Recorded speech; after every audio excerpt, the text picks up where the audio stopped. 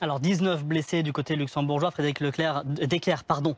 Vous êtes météorologue à Météo News. On voit la violence de cette tornade. Est-ce qu'il y a des précédents ?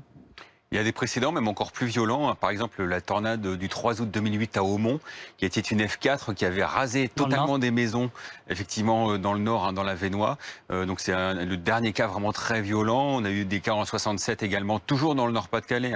Une F4 et une F5 même qui avaient sévi, rasant 5 sur 5. 5 sur 5. Donc le maximum, il y en a eu 2 dans l'histoire, donc en 67 et en 1845 en Seine-Maritime.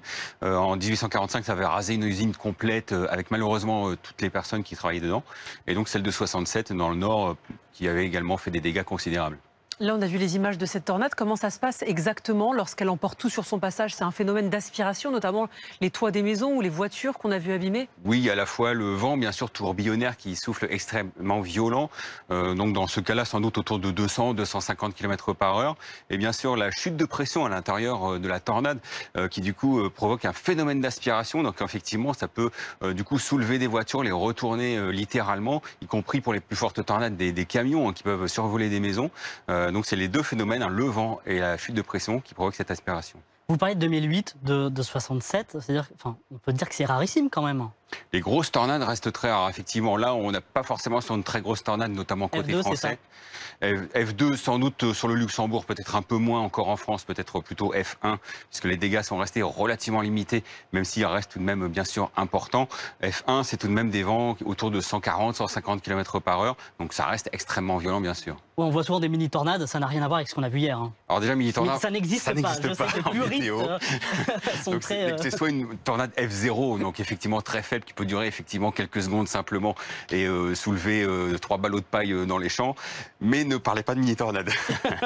On le sait, en plus on se fait suffisamment reprendre, notamment sur les réseaux sociaux quand on parle de mini-tornade. Et la Meurthe-et-Moselle a été particulièrement touchée hier après-midi. Les pompiers ont été mobilisés une bonne partie de la journée. Aujourd'hui, pour dégager les axes routiers, bâcher les toits qui se sont envolés, le maire d'Arserange, l'une des communes qui a été impactée, a écourté ses vacances et va demander au préfet le placement de sa commune en état de catastrophe naturelle. On l'écoute. Il s'est passé une catastrophe comme peut en produire une tornade et malheureusement je n'étais pas encore rentré puisque j'étais sur mon lieu de vacances quand j'ai été prévenu. Je suis rentré dans la nuit et j'ai pu découvrir ce matin les dégâts occasionnés par cette tornade. Et les habitants sont traumatisés. Je veux dire, quand on touche au bien des personnes et puis ensuite c'est aussi la panique. Du lendemain, les assurances, comment va-t-on faire, quelles sont les choses qu'on va pouvoir retrouver, faire, etc. etc. Donc c'est l'incompréhension totale par rapport à l'avenir.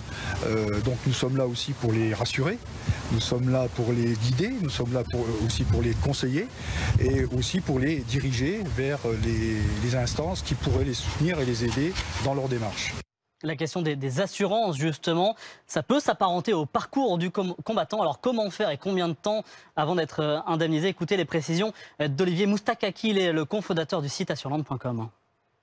Il y a fort à parier que toutes ces zones qui viennent d'être victimes de ce type de gros dégâts soient déclarées en zone de catastrophe naturelle. Le risque inondation, c'est le premier risque naturel en France. On s'aperçoit qu'il y a une fréquence accrue maintenant de ce type d'événements, que ce soit des tempêtes, des inondations, etc. Donc il y a une fréquence de plus en plus importante. A priori, si on s'en réfère aux prévisions des météorologistes, ce sont des phénomènes qui sont en train de s'accélérer et qui risquent de s'accentuer dans les années à venir.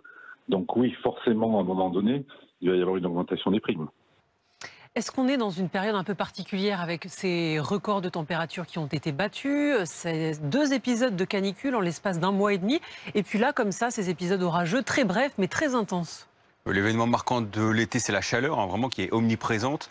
Depuis la mi-juin, donc on est constamment au-dessus des moyennes de saison avec ces 2 pics remarquables, même exceptionnels. Fin juin dans le sud avec 46 degrés et fin juillet avec 42 degrés 6 à Paris, du jamais vu, vraiment depuis l'histoire moderne de la météo, donc depuis au moins 150 ans.